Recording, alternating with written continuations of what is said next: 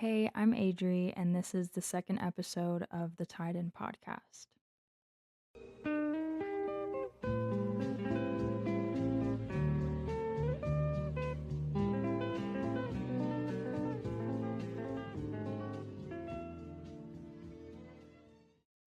Before I get started, I just wanted to insert a trigger warning. This episode contains heavy discussions regarding therapist burnout, suicide, and violent crime, including the Rebecca White case and the University of Idaho tragedy. Please prioritize your well being while listening. Help is available 24/7 at the 988 Suicide and Crisis Lifeline, and additional clinical tools and self care resources are at tiedbyadri.com under the Resources tab. Thank you for listening. As we talk about these systemic failures, we have to remember the lives at the center of them. We honor the memory of those lost to the dark side of reality TV, including Sophie Graydon, Mike Thalassides, Caroline Flack, and Hana Kimura, and the 38 others failed by a system that prioritized entertainment over human life. We honor our Orlando colleague, Rebecca White, who died while committed to the work of helping others, and we remember the four beautiful souls from the University of Idaho: Madison Mogan, Kaylee Gonsalves, Zaina Kernodle, and Ethan Chapin. We speak their names to ensure they are never forgotten.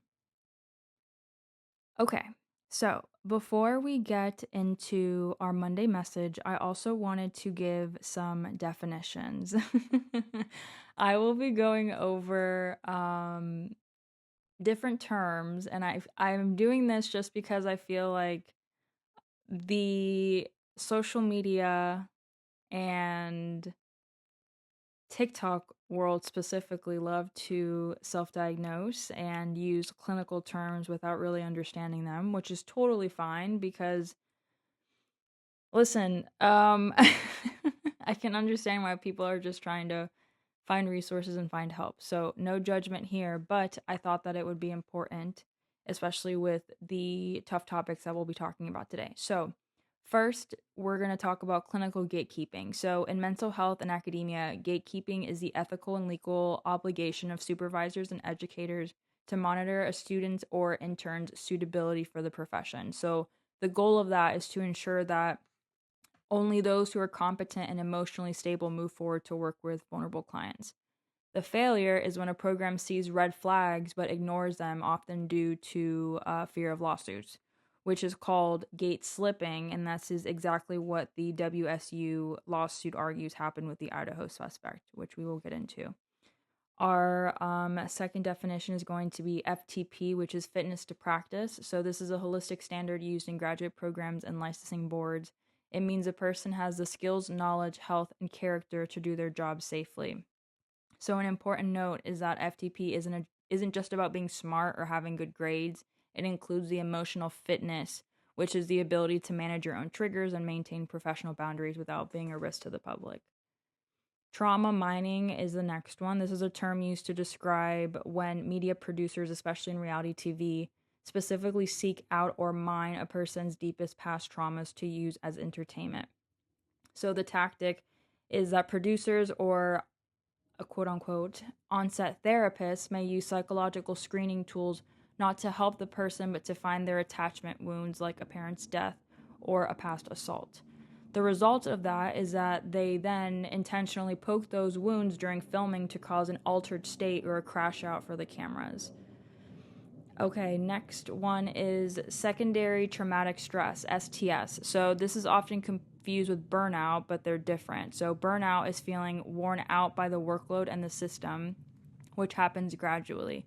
Secondary traumatic stress is a physical and psychological response to indirect exposure to trauma, which is hearing a client's story or seeing crime scene photos.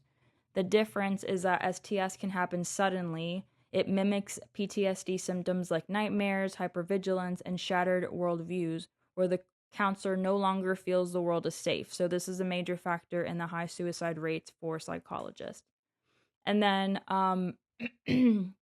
media gatekeeping, which is a communication theory, is outside of the clinical world, but this is a 1940s theory by Kurt Lewin. It's the process by which a small group of people, so editors, producers, or algorithms, decide what information gets through to the public and how it's framed. So that is all for the definitions. I wanted to get into today's Monday message. So this one says, dude, it's so hard always needing to be in control of others' emotions. Should I stop caring, or is there a way to not let it affect my emotions so drastically? Okay, so the first thing that comes to mind is it's so hard always needing to be in control of others' emotions. So, the thing is that we can't control other people. We can only control what we think, how we feel, what we do. We can't control other people. So, I think the biggest thing to remember is that no matter what other people do or how they act, we have to then identify, is this something that I want to continue dealing with? Like, is this something that I want to be around? Is this a person that I want to be around? Um, and then should I stop caring, or is there a way to not let it affect my emotions so drastically? I think it just depends on the type of person, right? So if it's somebody that you really want to have a relationship with, whether that's a relationship or a friendship or acquaintance, like I don't know. I don't know. It really depends. First, I would identify what type of relationship this is. Um, I don't think you necessarily have to stop caring. I'm wondering if you've also had a conversation with this person. Does this person know how that you're feeling like this? If it's a conversation that you've had a lot, then, then you would have to assess, okay, do I want to keep dealing with this? Or are they really listening to me? Are they hearing me are they listening to how I feel? Are they there for me? Um, is there a way to not let it affect my emotions so drastically? Yeah, I mean, you are in control of your own emotions. You can't let other people control your emotions. You can't, like, for example, I get super anxious sometimes if I don't know, if I think that somebody is mad at me, it will be on my mind all day until the person tells me that things are okay and that everything is okay and that they're not mad at me until I get that reassurance. Um, so I would never let anybody control how I feel. So if I feel like I'm constantly thinking about it, or if I'm in bed and I can't stop thinking about it, I'll always try and go for my coping skills. And I know that sounds so cliche, especially coming from a therapist, but in reality, that's what I've learned to do. Like, I can't just tell my clients, hey, go and lean on your coping skills when you're not feeling okay, and then not do the same thing myself, if that makes sense. So I always tell people, whether it's clients or friends or family members, whoever, like, if you are really trying to just figure out what you need to do to feel better or how to get things off of your mind, lean into the things that make you happy and lean into the things that truly get your mind off of things. But don't focus on the things that you can't control, because at the end of the day, you can't control other people, and you're constantly going to disappoint yourself if that's what you tend to focus on, because then you're just constantly putting other people first. You're not listening to your own emotions, you're not paying attention to your own feelings, and then you're constantly going to be miserable by letting other people control your life, if that makes sense. So, I hope that answers your question, but I don't think you necessarily have to stop caring. I think first, have a conversation. If you've had a conversation, then see how you would want to continue to move forward. But I wouldn't let it affect your emotions so drastically. I would try and take control of it as much as you can. And just remember that it's your life. You have the control of your life and your feelings. If other people in your life are making you feel a different type of way, um, then you just have to decide what it is that you want in your life, and not. And that's okay. And that takes some time as well, because sometimes it's hard to get people out of your life if you truly care about them. And it seems like this is a person that you truly care about and you really want in your life if it's affecting you so drastically. So take that as you will, but I'm sending you lots of peace during this process because it sounds overwhelming, and that's okay. It's when you're dealing with so many emotions, it can be very overwhelming. So take it one step at a time, but don't put so much pressure on yourself. Like lean into your people. And again, if this person is somebody that you can have a conversation with, lean into that and have a conversation with them. Okay, so moving forward, I need to talk to you guys about the movie Undertone because it was so good. Really I haven't been scared like this in a while for a movie, which is really exciting. The last movie that kind of had me like cringing was Primate. That one was crazy. I think I just wasn't expecting it to be so it was very it was very crazy. It was very gory. It like from the get-go, I was like, "Oh, this is what we're getting into. Okay." I think for me, the most difficult part about those types of movies is the sound effects, really. What I liked about Undertone is that that was really the whole point of the movie is just truly using in reality, I think it's all your senses, but really just hearing things and I don't know, even just like thinking about the possibility of what could happen. Our minds are just crazy that like that. I think that our minds could really look into the worst or really scare ourselves, even if it's not something that's really scary. But anyways, if you haven't seen it, go and watch it. It's fantastic. So I what I have is I have notes in front of me and I what I do is I try and do as much research as possible for like within the topics that I want to talk about because I'm just a nerd like that, but also I don't want to just be like acting like I know everything. You know what I'm saying? I always like doing research. I always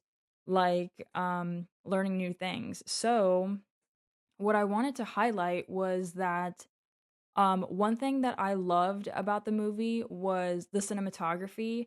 And so the biggest thing that was grabbing my attention was the unmotivated pans from the camera. So apparently this is a technique that Graham Beasley uses, which is where the camera moves away from the actors to stare at a dark doorway or empty hallway, and it makes the space feel like a predatory character that is actively watching. And that is exactly what I felt while watching it. Like I think it's just our minds thinking that something's automatically going to pop out, but what I love about these types of movies is that it's not about the pop outs. It's literally about just moving the camera in a specific way to creep you out so much to make you feel like something's going to pop out at you.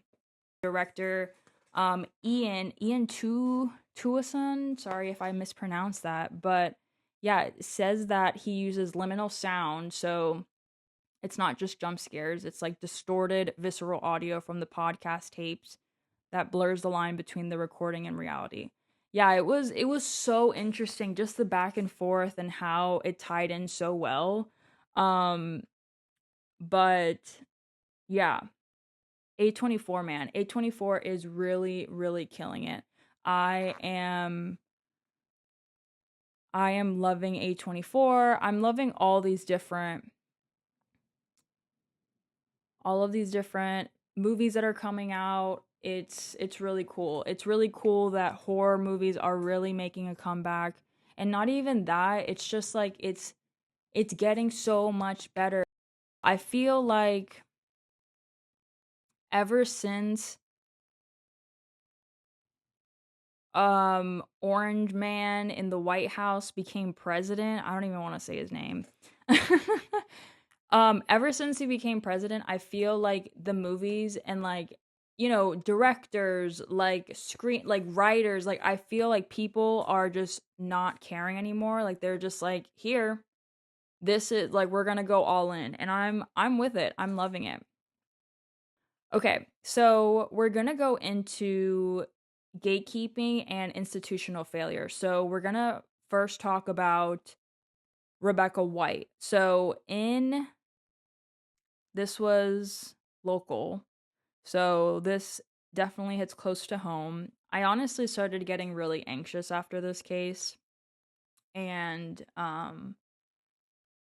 I had to, the thing is that as a therapist, I think that you will always, I mean, at least for me, I always think of the worst, unfortunately. But that's why I got into jujitsu. That's why I wanted to continue to focus on self defense, just because that is what makes me feel the most confident. But also, um, I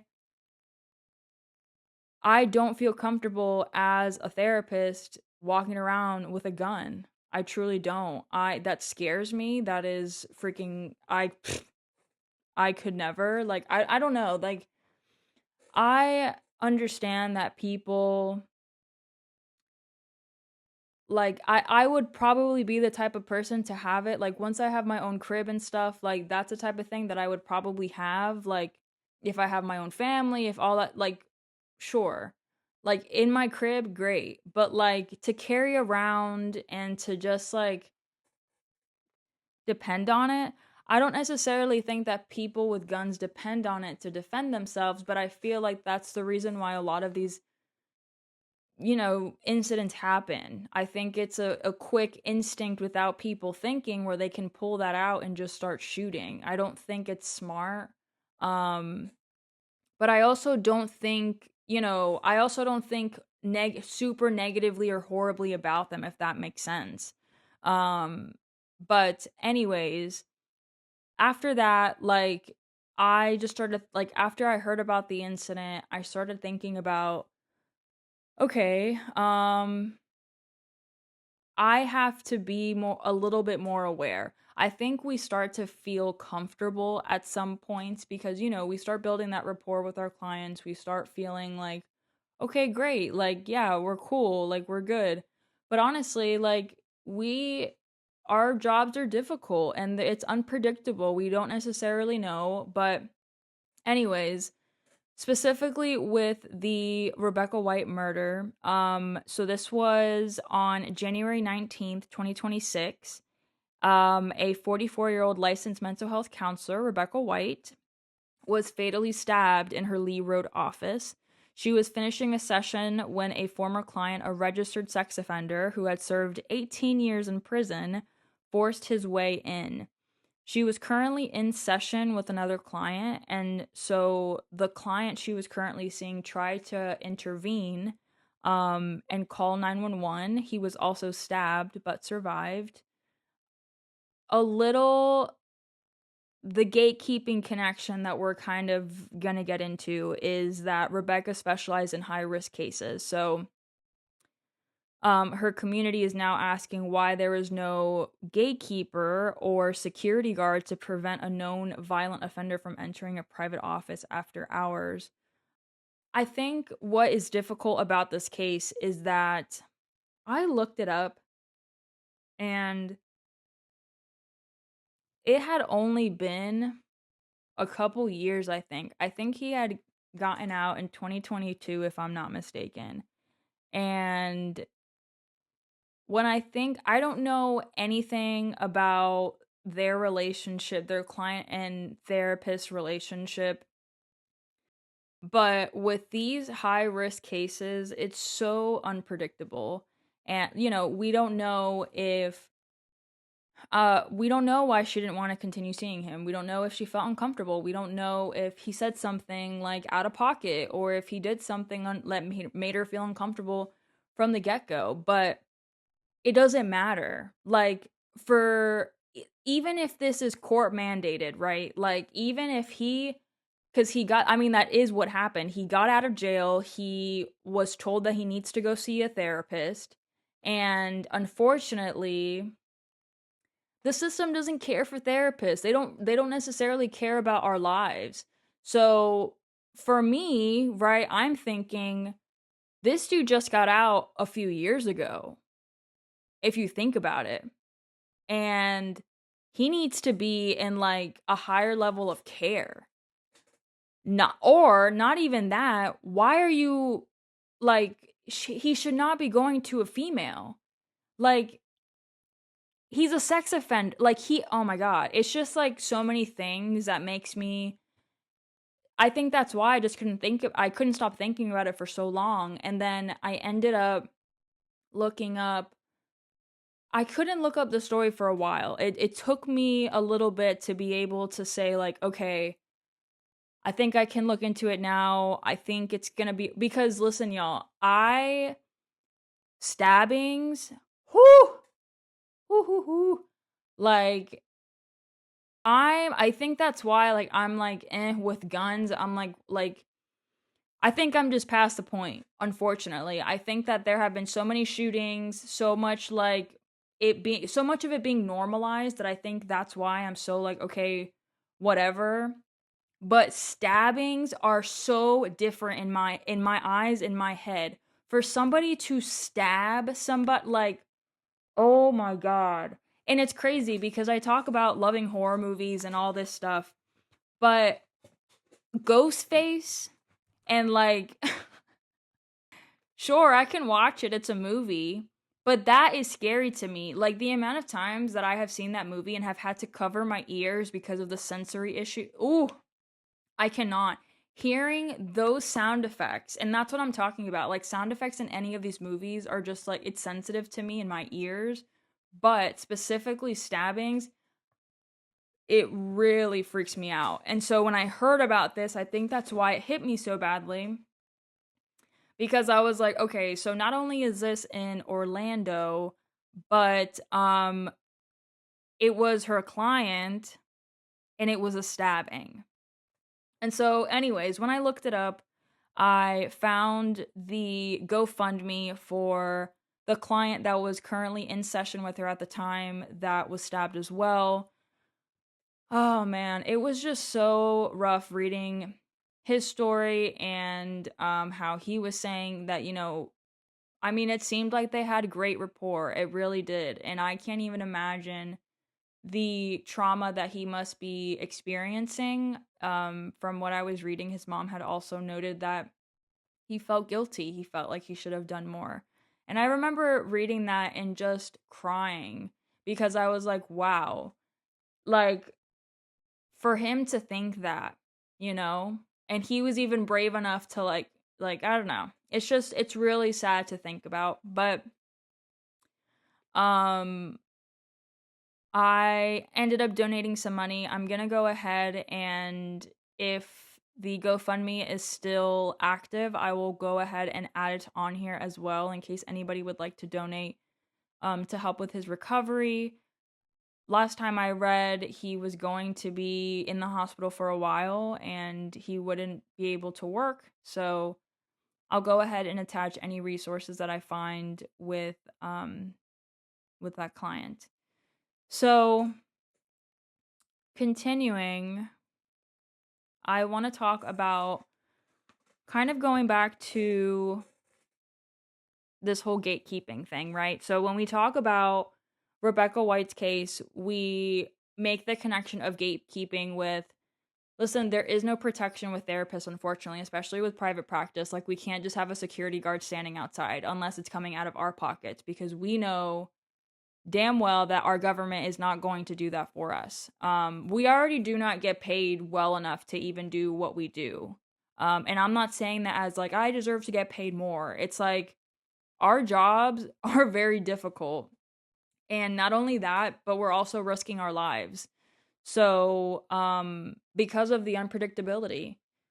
So, gatekeeping, even like, hey, yeah, he just got out 2022, something like that.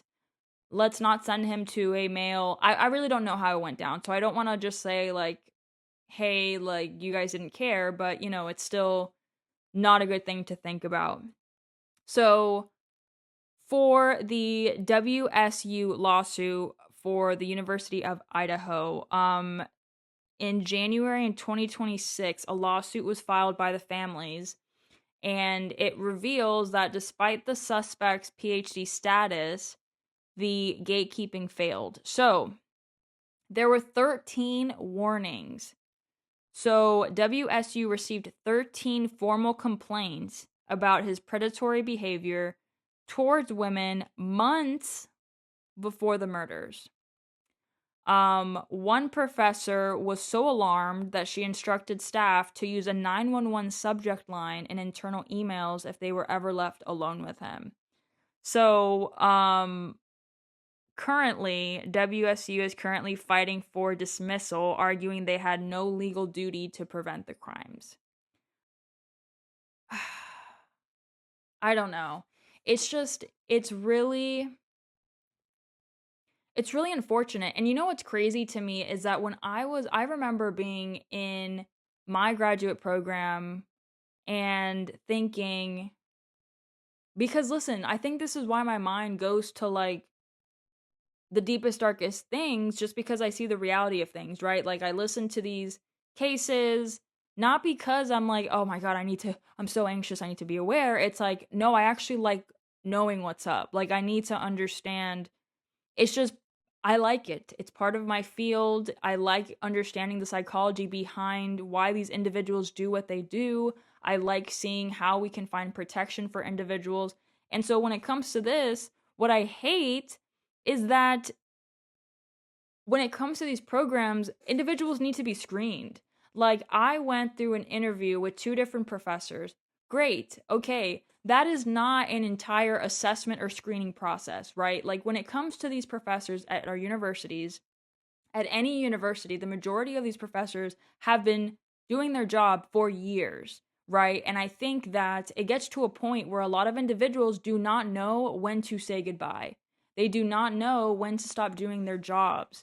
And that is when it becomes unethical. That is when it starts to become a thing of, hey, we're causing more harm. And I just feel like we need individuals outside of the programs to fully assess, because y'all, there are a lot of therapists that should not be therapists. Let's just say that. And so this should be screened before they even get a freaking degree. They should not be out giving services. They should not be having sessions with individuals and causing more harm. So I just hate it. I really do. I hate that these students had to feel uncomfortable. I hate that there were so many warnings. I also hate that, honestly, going through this program, he was basically trained to carry out this crime and not get caught. And I haven't even mentioned his name because there is no need to. I do not need to put his name out there. What I am going to do is I'm going to put in a clip of one of the victim's sisters, who we believe may have been the student that he was really trying to go for, who knows. But it is so satisfying to hear this and to see his reactions too, because I remember I saw this live when it was happening. I was watching the live stream for it, and I was just like, oh my God, he is pissed. He is such an incel woman hater. Like, oh my goodness, he really hated that. So I'm going to put that in here, and then we will talk about reality TV and trauma mining. Psychopath, murderer. I will ask the questions that reverberate violently in my own head, so loudly that I can't think straight most any day. Some of these might be familiar, so sit up straight when I talk to you. How was your life right before you murdered my sisters? Did you prepare for the crime before leaving your apartment? Please detail what you were thinking and feeling at this time. Why did you choose my sisters? Before making your move, did you approach my sisters? Detail what you were thinking and feeling. Before leaving their home, is there anything else you did? How does it feel to know the only thing you failed more miserably at than being a murderer is trying to be a rapper. Did you recently start shaving or manually pulling out your eyebrows? Why November 13th? Did you truly think your Amazon purchase was untraceable because you used a gift card? How do you find it enjoyable to stargaze with such a severe case of visual snow? Where is the murder weapon? The clothes you wore that night? What did you bring into the house with you? What was the second weapon you used on Kaylee? What were Kaylee's last words? Please describe in detail the level of anxiety you must have felt when you heard the Bearcat pull up to your family home on December 30th, 2022. Which do you regret more? Returning to the crime scene 5 hours later, or never, ever going back to Moscow, not even once, after stalking them there for months? If you were really smart, do you think you'd be here right now? What's it like needing this much attention just to feel real? You're terrified of being ordinary, aren't you? Do you feel anything at all? Or are you exactly what you always feared? Nothing. If you're so powerful, then why are you still hiding, defendant? You see, I'm here today as me. But who are you? Let's try to take off your mask and see. You didn't create devastation. You revealed it in yourself. And that darkness you carry, that emptiness, you'll sit with it long after this is over. That is your sentence. And it was written on the wall long before you ever pled guilty. You didn't win. You just exposed yourself as the coward you are. You're a delusional, pathetic, hypochondriac loser who thought you were so much smarter than everybody else. Constantly scolding, turning your nose up to grammar mistakes, nitpicking and criticizing others. You wanted so badly to be different, to be special, to be better, to be deep, to be mysterious. You found yourself thinking you were better than everyone else, and you thought you could figure out the human psyche and see through it, all while tweaked out on heroin. Lurking in the shadows made you feel powerful because no one ever paid you any attention in the light. You thought you were exceptional, all because of a grade on a paper.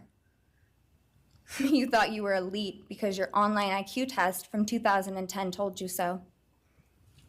All of that effort just to seem important. It's desperate. There is a name for your condition, though. Your inflated ego just didn't allow you to see it. Wannabe. You act like no one could ever understand your mind, but the truth is you're basic. You're a textbook case of insecurity disguised as control. Your patterns are predictable. Your motives are shallow. You are not profound. You're pathetic. You aren't special or deep, not mysterious or exceptional. Don't ever get it twisted again. No one is scared of you today. No one is intimidated by you. No one is impressed by you. No one thinks that you are important. You orchestrated this like you thought you were God. Now look at you, begging a courtroom for scraps. You spent months preparing, and still all it took was my sister in a sheath. You work so hard to seem dangerous, but real control doesn't have to prove itself. The truth is, the scariest part about you is how painfully average you turned out to be. The truth is, you're as dumb as they come. Stupid, clumsy, slow, sloppy, weak, dirty. Let me be very clear. Don't ever try to convince yourself you mattered just because someone finally said your name out loud.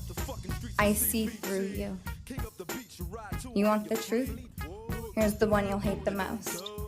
If you hadn't attacked them in their sleep, in the middle of the night, like a pedophile, Kaylee would have kicked your fucking ass.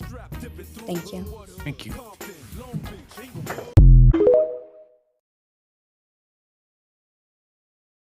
All right. So, the issue that we're going to be talking about is that shows often use therapy for trauma mining. So, they find contestants' attachment wounds and feed that data to producers to trigger a crash out for the cameras.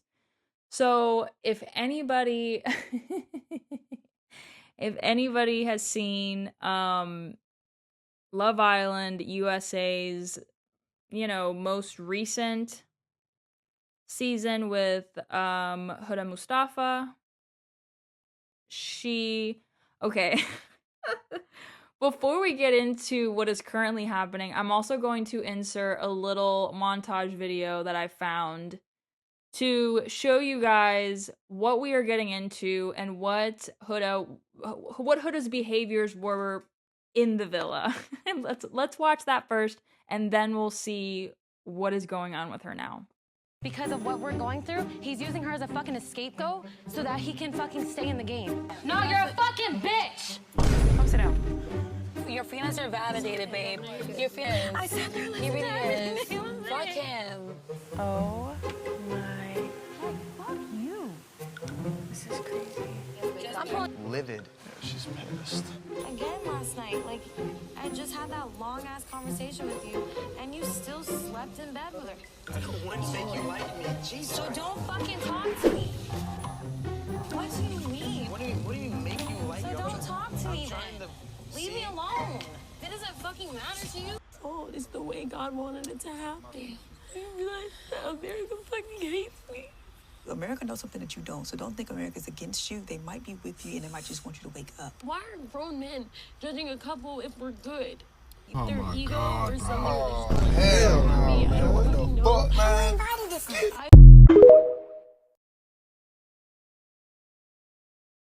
Okay, so now that you've seen that, so we are currently in March of 2026, and there has been an update where Huda was recently hit with a temporary restraining order on March 16th. There were allegations including threatening an ex's child and threatening self-harm. She has also been dropped by Huda Beauty, and she will not be in the new season of Life Beyond the Villa. So there were new text messages that dropped, which also shows a little bit more about the behaviors that led up to the restraining order.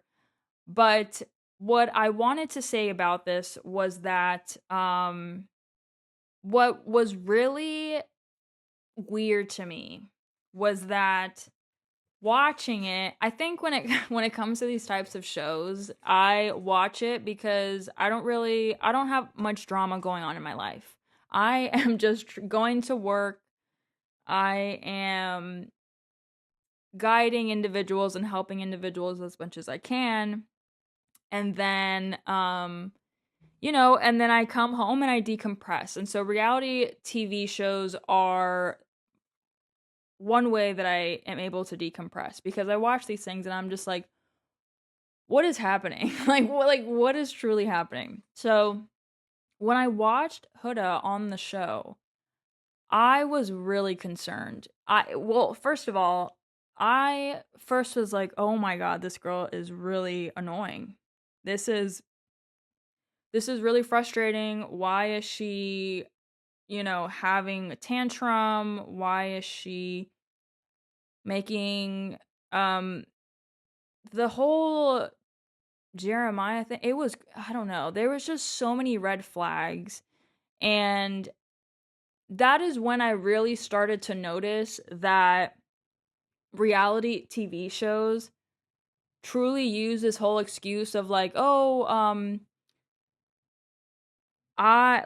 we have on-set therapists, like they get and then it seems like a lot of these, by the way, guys, I am setting up these Abolish ICE keychains. I was doing that last time as well, but this time I'm setting them up with some different cutie colors and stuff because I will be taking them to the Umbrella Brigade so that they can have some keychains in person as well. So anyways, that's what I'm doing in the office. I just wanted to say that. Let me see if you guys can hear these little cute bells. It's really cute. So they're really colorful too, so I think that it would be perfect with them. So anyways, yeah. So we're talking about trauma mining, and so specifically with Love Island, what was pissing me off about this whole thing was that, okay, you guys, well, first of all, the internet at the time was blowing up about I believe her name was Sierra, who made the racist remarks on social media like a while back, and it was being resurfaced, and she was kicked off instantly. What was pissing me off about this situation was that it seems like they were like, okay, yeah, let's kick her off because the whole internet is talking about it and we can't keep dealing with this. But let's keep Huda on because there are some people that love her and then some people that hate her, but she is really, causing our views to spike. Like, she is the real deal. That is the type of vibe I was getting, if that makes sense. I was just like, why is this girl still here? What is happening? So yeah, that was concerning. I am going to insert the text messages that came out this morning, I believe. I don't know how long it's been out on the internet, but I'm going to insert this clip because it also talks a little bit about how restraining orders work in LA or in California in general. So yeah, check that video out now, and then we will talk a little bit about STS next. The text messages that I just released between Huda and Louis Russell are real. I know you fans, crazy delusional fans, do not want to believe it. They are real. It is not easy to get a temporary restraining order granted in the state of California. Do so, you have to show clear evidence of imminent danger, abuse, or harassment. Everybody, all the Huda fans, where'd you get the text? Where'd you get the text? Where'd you get the text? The texts were submitted into evidence to get the restraining order granted. Duh. Delusional. Y'all are delusional to think I just made up text messages that quick. The text messages just happen to detail everything that was in the report. So let's go over them again for your viewing pleasure. This is her sending the top of a building that she's threatening to jump off on. She's saying, I'm always honest. I'm sorry I lied about what I lied about, but I was always honest. Y'all really gonna be mad when you find out what she was lying about and why Louis broke up with her temporarily. Bye, my sweet handsome man. Your beautiful girl loves you more than anyone you'll ever know. You're not with Ollie. He's not in town. He says I didn't call the police. She says I knew this would happen. He continues, I don't know what to do. You have to seek help, Huda. You need to go into a hospital. Just go back to your room. I'll see you tomorrow. I'm not safe. I'm not in a safe place, Louis. Am I even allowed to tell you these things? Do you care? I'm just going to lay here. I'm not at the hotel, by the way. Don't know if you care about that. I'm going to your baby mom's house. I'm in the Uber now. I'm about to be at Nick's. Why are you not answering? Sends the screenshot of her on the way to the baby mom's house. For you to think this is fake, you guys are crazy. You guys are literally delusional. You believe me? Here's proof. What are you doing? Are you cheating on me? Are you cheating on me? You're cheating on me. I remember where you said her window was. You're destroying me and you don't care at all. Not an ounce of you cares. You don't care if I live or die. You're already in someone else. Sends a picture in front of the building. I'm here. Where are you? I'm at her house. Where are you? I'm standing here until you come out. I'm not leaving. You answer everyone but me. Yeah, and you think I believe you love me. You don't love me. You don't care about my well-being or love me. You never did. You just found something to leave me over. So you lied, Huda, and now you're crashing out because he's leaving you over your lie.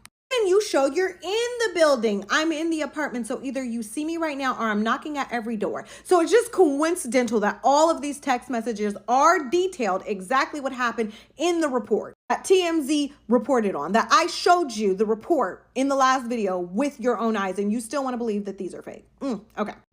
Goes on. I know the area you said the apartment was. How could you do this? It's 1:30 and you expect me to believe you're not with a bitch. You never don't answer this much. Showed you guys the contact poster for reference. Want me to dox the girl's fucking phone number? These were submitted into evidence to the courts. The courts granted a restraining order based on these text messages.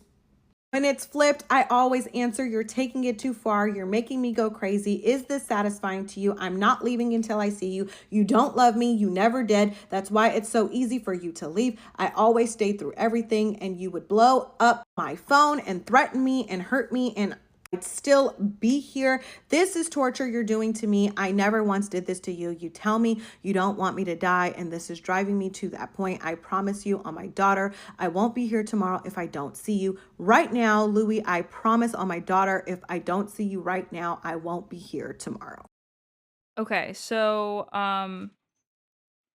one thing that I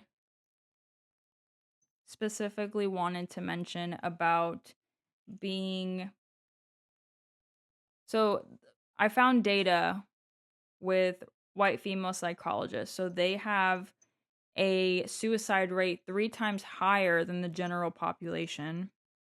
And then when we talk about secondary traumatic stress, it physically changes a counselor's brain. So when a program fails to gatekeep and screen for emotional fitness, they put vulnerable professionals and the public at extreme risk. So when I'm talking about this is what I mean by, like, yeah, Huda has a platform and some people were liking her and all that stuff, but it's also showing that people are okay with this type of behavior. It's showing that people are out there and possibly engaging in the same behaviors because she has a certain look or because she has this platform or is pretty or whatever.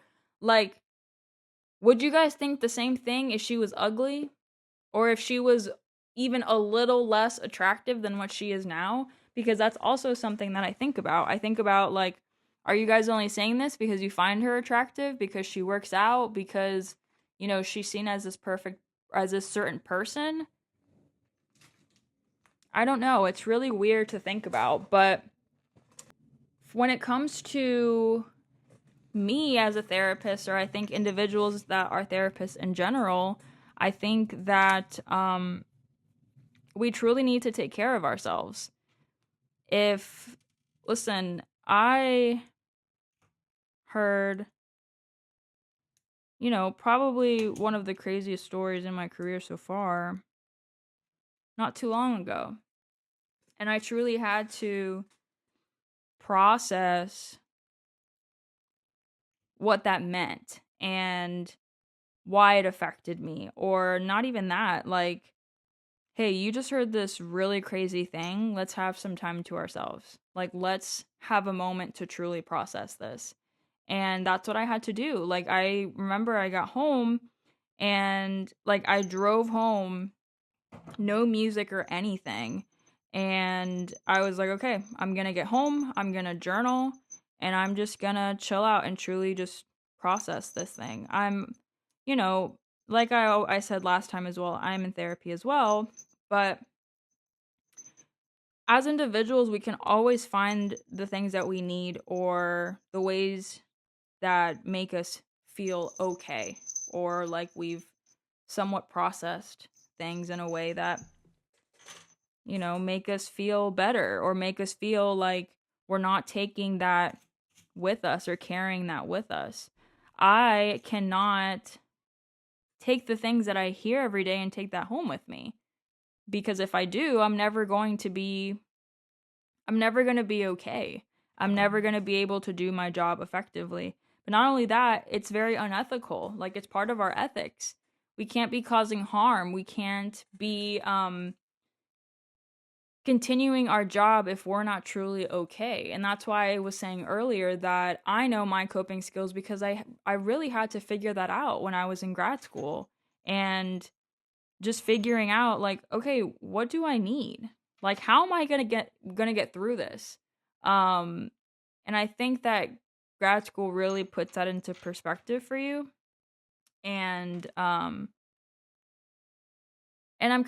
grateful for that, because I feel like if it wasn't for that, I probably wouldn't really I probably wouldn't really know who I was, or I wouldn't really be able to even do therapy now because I would be too focused on trying to be there for my client and not take care of myself, and that's not okay either. So, um, with that, I wanted to kind of end the episode on a little bit of a higher note. I think that this episode was really heavy. I think that we talked about some pretty heavy things, but like I said, just always take care of yourself. I don't ever want to make these episodes and just constantly talk about therapy or constantly talk about psych in general. I talked about those things today because it was part of the conversation. But like I said, this is not your therapy and I am not your therapist, but we are here to talk about the things that a lot of people don't really talk about, or maybe they don't have the experience or the knowledge to truly talk about these things. And I'm not saying like I'm some freaking voodoo master and I know it all, but it is my career, and so it is fascinating to me, and I will nerd out about it as much as I want to. And with that, I wanted to end this episode by showing a really satisfying video that I saw not too long ago, a few days ago actually, which I think was a really good addition to this episode. And it's a therapist that I found on TikTok who is currently taking a leave of absence because she's not doing well. And that's okay. And so I just wanted to give a shout out to this therapist and a shout out to anybody who is currently struggling. Listen, this week was a hard one for me too. And just because I talk about this stuff and you may think I have it all together, I don't. But that's why I have my people around me. That's why I have my coping skills. That's why I have the things that make me happy.